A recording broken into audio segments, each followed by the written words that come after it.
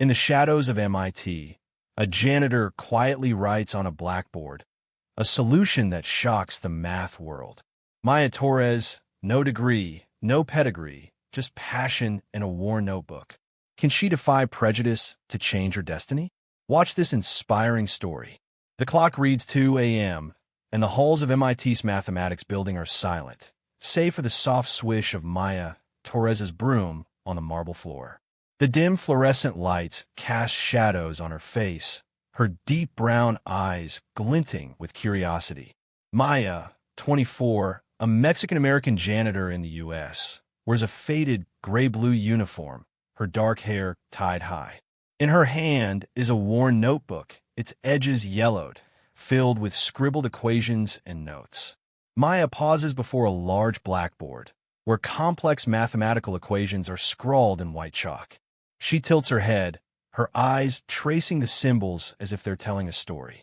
Another puzzle, she murmurs, jotting a few lines in her notebook. It's her ritual, copying the problems she sees during her night shift to dissect later in her tiny apartment. She never went to college, never earned a degree, but math is her world. Numbers don't judge, don't care where she's from. Old textbooks from public libraries and YouTube videos have been her teachers. Her photographic memory locks every detail of the equations in her mind, like pieces of a grand puzzle. One night, Maya enters a lecture hall, and on the blackboard is a problem labeled Tucker's conjecture, a puzzle that has stumped MIT's mathematicians for 8 months. Next to it, a handwritten note, $10,000 prize for solution. Maya freezes, her heart racing. This problem is different. It's intricate, daunting, but beautiful. She opens her notebook, carefully copying the problem. This time, she can't look away from the board. Hesitantly, she picks up a piece of chalk from the tray and writes a few lines of equations. Just testing, she tells herself, but her thoughts spiral. When the clock strikes 3 a.m., she jolts, hurriedly erasing her work, leaving a small fragment behind in her rush. As dawn breaks, Maya returns to her small apartment in Cambridge's working-class neighborhood. The room barely fits a bed, an old wooden desk, and a shelf of dog-eared math books. She opens her notebook, reviewing Tucker's conjecture. She pulls out her laptop, searching for information on the problem. Scholarly articles appear, but they're behind paywalls. Maya sighs, switching to YouTube videos and free math forums. Her older brother, Carlos, steps in, holding a bag of coffee. "Up all night again?" he asks, his voice tinged with concern. Carlos, 28, a construction worker, has been Maya's rock since they left Mexico for the U.S. "I'm working on a problem," Maya replies, eyes glued to her notebook. Carlos chuckles, "My little sister, always dreaming with numbers. But don't forget to rest, okay?" Over the next few days, Maya is consumed by Tucker's conjecture. She carries her notebook to MIT, scribbling during breaks. She sneaks into the library after hours, hiding in a corner, poring over books left by students. Each night, she stands before the blackboard, writing and erasing, a secret dance between her and the numbers. One night, she feels a breakthrough. The pieces in her mind start to align. She writes the solution on the board, equations flowing like a river. When she finishes, she steps back, stunned. "Did I do it?" she whispers. But fear takes over. What if someone sees? What if she's fired? She frantically erases the board, but in her panic, a small corner of the solution remains. The next morning, Professor Samuel Whitaker enters the lecture hall, coffee in hand, his eyes weary from a long night grading papers. He stops at the blackboard, frowning. A corner still holds unfamiliar equations, not in the handwriting of any student or colleague. He mutters, "Who's playing games?" But as he reads, his heart races. These aren't a prank. They're part of a solution to Tucker's conjecture, sharp and original. Whitaker, 60, a renowned MIT mathematician, has offered a prize for this problem for 8 months. He doesn't believe in miracles, but this is the closest he's seen. Determined to find the author, he requests security to check the surveillance footage. While waiting, he copies the equations into his notebook, unable to look away. That night, Maya returns to the lecture hall, her heart pounding as she recalls last night's mistake. She checks the board, relieved to see most of it erased, but a small corner remains. She grabs a rag, but a voice stops her. "Young lady, hold it." Maya turns to face Whitaker, his gaze sharp as a blade. "Who are you? Why did you write this?" he demands, pointing at the board. Maya panics, her voice trembling. "I was just cleaning, sir." But Whitaker isn't fooled. He points to the equations. "This isn't Janitor's work." "Where did you get it?" Maya bows her head, fearing she'll lose her job, but the truth spills out. I solved it." Whitaker scoffs, thinking she's lying. He poses another problem, demanding she solve it on the spot. Maya, terrified, takes the chalk. Her mind races, but the numbers guide her. She writes swiftly, equations emerging clearly. Whitaker stands stunned, speechless. In the following days, Whitaker invites Maya to his office. He offers to mentor her, even secure a scholarship for her to study at MIT. "You have a rare gift," he says, his voice low but sincere. Maya hesitates. She fears stepping out of her safe life, fears the judging eyes of those who won't believe a janitor could do this. At home, Carlos sees his sister lost in thought. "This chance won't come again, Maya," he says. "You can't keep hiding." But at MIT, rumors spread fast. Lila Chun, a 22-year-old grad student, eyes Maya suspiciously as she enters Whitaker's research room. "What's she doing here?" Lila whispers to a friend. Dr. Evelyn Ross, a rival mathematician, is harsher. "A janitor? Is this Whitaker's joke?" Maya feels the hostility.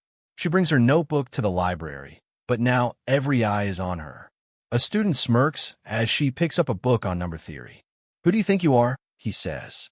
Maya clutches her notebook, her heart aching. But Whitaker doesn't give up.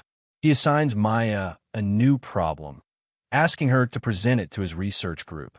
Maya stands at the blackboard, facing Lila and other students. She writes, her voice shaky but clear. When she finishes, Lila is silent, her gaze shifting, not suspicion, but curiosity. But Ross, standing at the door, only sneers. Impressive, but who knows where she got it? Maya leaves, her heart heavy. She wants to return to her invisible life, but Tucker's conjecture haunts her. She knows she can't stop now. The weeks that followed at MIT were a battle for Maya Torres. Each day, she entered the mathematics building with her worn notebook, but the scrutinizing stares of students and faculty cut like knives. "She's just a janitor," a student whispered as Maya passed by. She tried to ignore it, but the words clung to her. Maya began to wonder if she truly belonged here. Lila Chun, the grad student who once doubted Maya, slowly changed. One afternoon in the library, Lila found Maya alone, buried in a book on graph theory. "How do you do it?" Lila asked, her tone no longer sharp. Maya looked up, surprised. "I just love math," she replied. Lila smiled, genuinely for the first time. "You make me feel lazy." From then on, they started talking, Lila helping Maya navigate academic papers, while Maya shared her unique approaches. But Dr. Evelyn Ross wouldn't let go easily. Ross, a prominent mathematician, saw Maya as a threat to academic prestige. During a research group meeting, Ross challenged her publicly. If Ms. Torres truly solved Tucker's conjecture, she should present at the international conference. Or is she just good at copying? Her words landed like a bomb, silencing the room. Professor Whitaker, though furious, saw an opportunity. He nominated Maya to present her solution at the International Mathematics Conference in Boston. Maya panicked. "I can't," she told Whitaker in his office. "They'll tear me apart." Whitaker looked at her, his gaze steady. "A proof doesn't need a pedigree, Maya, just truth." Maya prepared tirelessly with Lila and Whitaker. She rewrote her solution, practiced presenting in front of a mirror. But each night, she dreamed of standing before a crowd, her voice failing, people laughing. Carlos, her brother, saw her strain. "You've come this far," he said, resting a hand on her shoulder. "Don't let them make you doubt yourself." The conference day arrived. Maya stood in the vast auditorium, facing hundreds of mathematicians from around the world. Ross sat in the front row, her gaze icy. When Maya's name was called, she stepped to the podium, hands trembling. She began her presentation, but her voice wavered as a senior professor fired a sharp question. The crowd murmured. Maya took a deep breath, recalling those nights at the blackboard, just her and the numbers. She steadied herself, writing equations on the board, explaining each step with clarity and passion. "This problem doesn't care who I am," she said, her voice growing stronger. "It just needs a correct solution."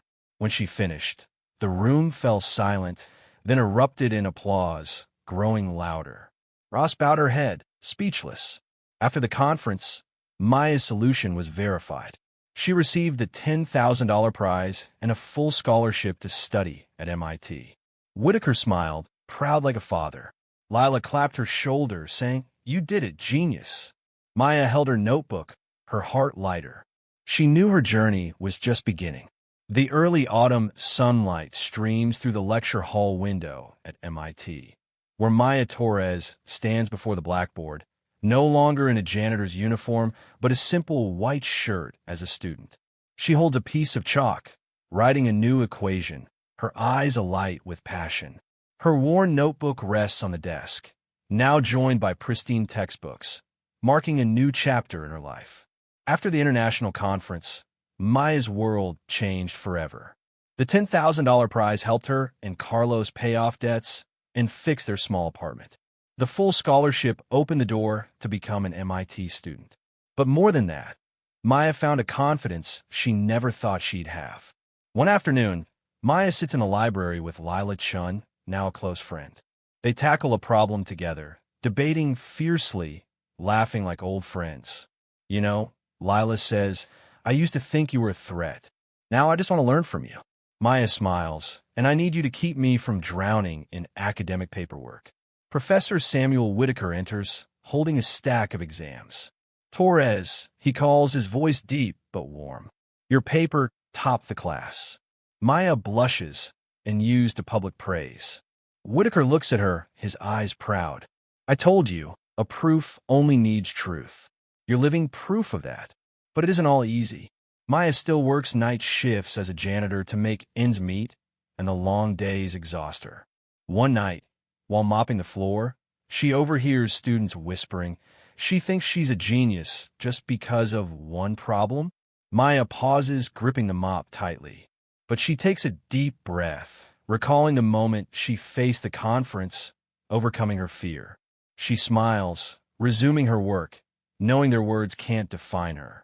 One day, Whitaker calls Maya to his office. He hands her a letter from a renowned mathematician wanting to collaborate on a new research project. "You've opened a door, Maya," he says. "Now step through it." Maya holds the letter, her heart swelling. She thinks of those nights at the blackboard, of Carlos always believing in her, of her journey from janitor to mathematician. In the final scene, Maya stands at the blackboard in the lecture hall, but she's not alone. A group of high school students from Cambridge's working-class neighborhood, invited to tour MIT, watches her with awe. "You can do anything," she tells them, her voice steady. "Numbers don't care where you're from. They're waiting for you to discover them." A young girl raises her hand, asking, "You were a janitor, right?" Maya smiles, nodding. "And now I'm here. You'll find your path, too." As the sunset paints the sky red, Maya steps out of MIT, notebook in hand, her heart light. She's no longer afraid. The blackboard wasn't just where she found a solution. It's where she found herself.